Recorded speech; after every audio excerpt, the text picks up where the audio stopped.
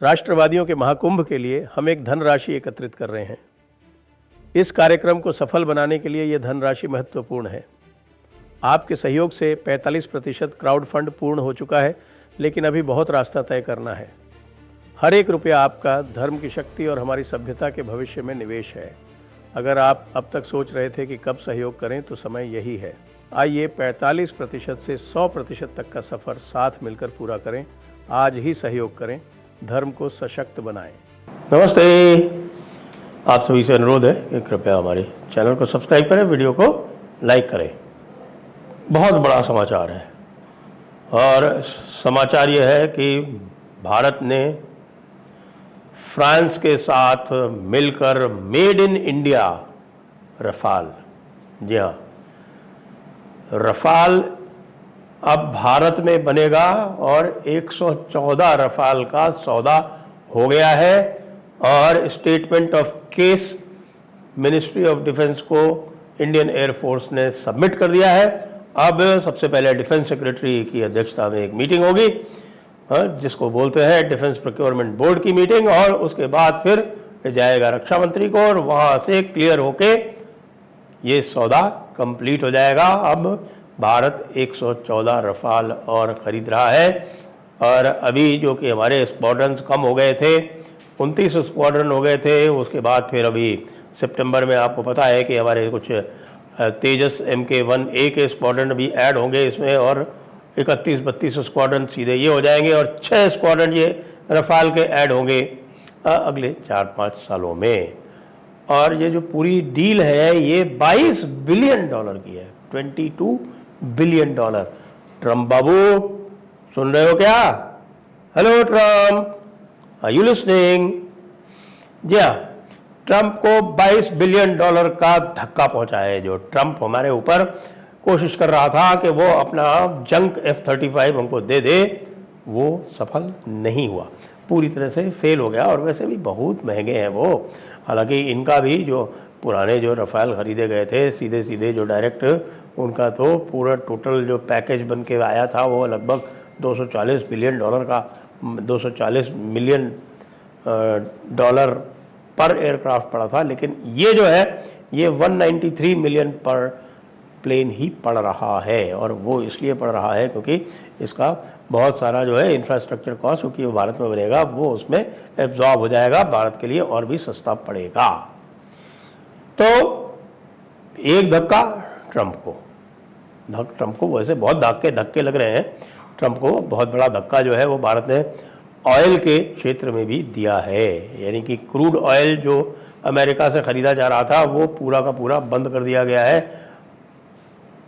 पहले क्वार्टर में लगभग आप समझिए कि $3.73 बिलियन का ऑयल ख़रीदा गया था, लेकिन दूसरे क्वार्टर में ये कम होके लगभग 1.4 पे हो गया और तीसरे क्वार्टर में ये 0 कर दिया गया। और हमने भी ट्रम्प को सुना थोड़ी देर कहते कि हमने 50% टैरिफ लगाया क्योंकि वो रशियन ऑयल ख़रीद रहे थे। कल उनका जो राजदूत जो है, डेजिग्नेटेड राजदूत सर्गियो गोर, वो बोल रहा था कि नहीं, they should not buy oil from Russia, they should buy from us. क्यों भाई, रशिया के दाम पर दोगे क्या? और रशिया के दाम के साथ साथ जो फ्रेट का जो इक्वलाइजेशन है वो करोगे क्या? नहीं करोगे तो तुमसे नहीं खरीदा जाएगा। और तुम्हारी जो बाकी सारी डील्स हैं, जैसे ये रफाल वाली है, ये अब चली गई। दूसरी भी और भी बड़ी डील हो गई है भाई साहब। आपको जानकारी हो कि जो GTRE और सैफरान, यानी कि जो AMCA के लिए जो इंजन बनना है वो सैफरान के साथ तय हो चुका है और 1-2 दिन में उसका आदेश डिफेंस मिनिस्ट्री से जारी हो जाएगा। बाकी अनाउंसमेंट तो पहले ही हो चुका है, आपको पता है, और डिफेंस सेक्रेटरी ने स्वयं ने अनाउंसमेंट कर दिया है। तो अनाउंसमेंट जब सब चीज़ें फाइनल हो जाती हैं तभी होता है। ये भी साहब $7 बिलियन की डील है, छोटी मोटी नहीं है। $7 बिलियन की डील है, जिसमें भारत में ही सैफरान 120 किलो न्यूटन का इंजन बनाएगा, 120 किलो न्यूटन थ्रस्ट का, और न केवल इंजन बनाएगा, उसका जो इंटेलेक्चुअल प्रॉपर्टी राइट है वो भी भारत के पास रहेगा। तो भाई ट्रम्प बाबू सुन रहे हो, अब तुम जरा अपने GE वालों को थोड़ा सा समझा लेना कि GE414 जो उस दिन जो है बहुत ज़ोर ज़ोर से बोल रहा था ना, ये पीटर नवारो है, they want to have our engines and they want to have the technology also. We will not let that happen. Don't let that happen. Don't let that happen. We will get Safran to build the 90 kilonewton one also. उसमें कहाँ problem है? सारी तो technology आ रही है, जो सबसे critical technology है, जो सिंगल ब्लेड टेक्नोलॉजी है, कूलिंग टेक्नोलॉजी है, जो आपके टेम्परेचर जो है वो मैक्सिमम टेम्परेचर वाला जो 2100 डिग्री सेंटीग्रेड देने वाला है सैफरान, वो आ जाएगी तो हमारा कावेरी ही जनरेट कर लेगा 90 किलो न्यूटन। तुम लोग मस्त रहो, सोच लो अच्छी तरह से, क्योंकि ये दो जो बड़े झटके हैं ये ट्रंप बाबू को बहुत ही भारी पड़ने वाले हैं। उनका पूरा का पूरा जो MIC है, मिलिट्री इंडस्ट्रियल कॉम्प्लेक्स, वो उनके पीछे पड़ जाने वाला है कि तुम्हारी बेवकूफ़ियों की वजह से हमारे हाथ से सारे के सारे डिफेंस ऑर्डर चले गए। सारा काम धमकी से नहीं होता और अभी और झटके आने वाले हैं अगर, और जैसा कि लग रहा है, क्योंकि इसके लिए भी इंडियन एयरफोर्स ने अपना मानस बना लिया है और लिख दिया है सेंट्रल गवर्नमेंट को कि हमको स्टॉप गैप मेजर, क्योंकि AMCA को बनने में भी 10 साल लगेंगे, तो 10 साल के पहले पहले हमको कुछ 5th जनरेशन एयरक्राफ्ट भी चाहिए। और यद्यपि SU-57 की जो टेक्नोलॉजी है वो थोड़ी सी आउटडेटेड हो सकती है, लेकिन उसके बाद भी चूंकि हमें बहुत एक्सपीरियंस है SU-30 MKI का, तो इसलिए SU-57 हमारे लिए बिल्कुल उचित है। SU-57 हमको प्रदान किया जाए और इसके भी हमको 3 या 4 स्क्वाड्रन चाहिए। एक स्क्वाड्रन में होते हैं 18 जहाज, तो 3 स्क्वाड्रन का मतलब हुआ 54, मैंने सुना है 57 का फिगर फाइनल हो गया है। SU-57 57 SU-57। तो अब आप देख लीजिए ट्रंप बाबू, आपने अपनी बेवकूफ़ियों से कितना बड़ा नुकसान आपके मिलिट्री इंडस्ट्रियल कॉम्प्लेक्स का करवा डाला है।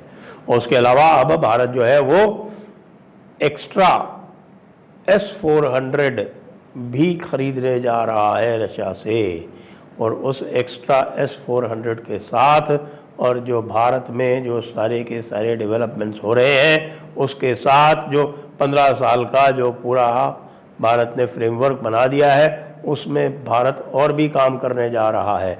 और बड़ा काम यह करने जा रहा है कि भारत एक तीसरा एयरक्राफ्ट कैरियर बनाने जा रहा है, और जो तीसरा जो कैरियर होगा ये बिल्कुल मॉडर्न जो US के एयरक्राफ्ट कैरियर है ना उनके बराबर होगा। और इसमें जो है वो पहले जो होती थी ना स्टोबार टेक्नोलॉजी नहीं होगी, short take off and arrested recovery. आपने देखा होगा जो एयरक्राफ्ट कैरियर होते हैं ना, तो उनमें एक रैंप बना होता है, और वो जो रैंप है, जो शॉर्ट टेक ऑफ वाले जो होते हैं वो उन रैंप पर टेक ऑफ करते हैं। उस रैंप पर टेक ऑफ करके फिर जब आते हैं तो फिर एक तार के सहारे उनको रोका जाता है, इसीलिए उसको बोलते हैं स्टोबार। तो अभी हमारे जो दोनों एयरक्राफ्ट कैरियर हैं, विराट और विक्रांत, वो विक्रमादित्य और विक्रांत, विराट तो फेज आउट हो गया, तो विक्रमादित्य और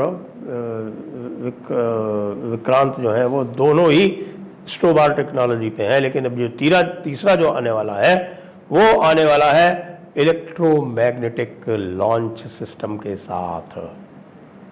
ईमेल्स बोलते हैं इसको, इलेक्ट्रोमैग्नेटिक एयरक्राफ्ट लॉन्च सिस्टम। और चूंकि वो इलेक्ट्रोमैग्नेटिक लॉन्च होता है तो इसमें आप देखते हैं कि सीधा का सीधा बिल्कुल जो फ्लैट होता है उसका डेक, और उसी फ्लैट डेक से वो टेक ऑफ करता है, लेकिन उसको जो पावर है वो इलेक्ट्रोमैग्नेटिकली और एक्स्ट्रा प्रोवाइड की जाती है। और ये भी भाई साहब ट्रंप बाबू आपको कुछ नहीं मिलने वाला इसमें से भी। ये बड़ा प्रोजेक्ट होगा, 60-70 बिलियन, $100 बिलियन तक का प्रोजेक्ट हो सकता है, और इस $100 बिलियन के प्रोजेक्ट में आपको मिलेगा ठेंगा। क्यों? क्योंकि जब आपसे EMLAS के बारे में कहा गया तो आप लोगों ने बहुत ज़्यादा नाटक किए थे।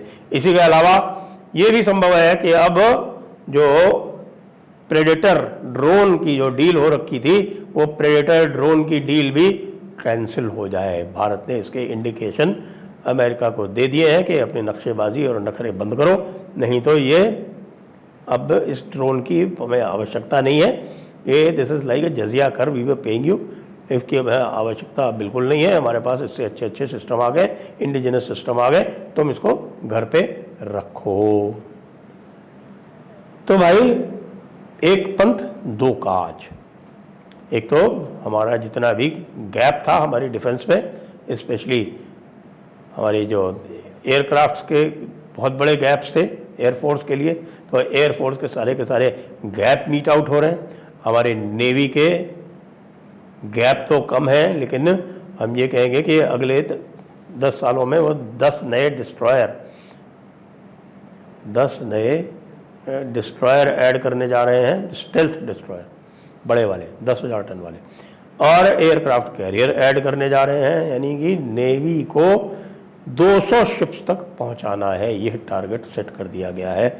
और इसमें अमेरिका को कुछ भी नहीं मिलेगा, सबका सब या तो भारत का स्वयं का होगा, और या फिर जो भी टेक्नोलॉजीज़ होंगी वो सब की सब भारत में ही ऑपरेट होंगी।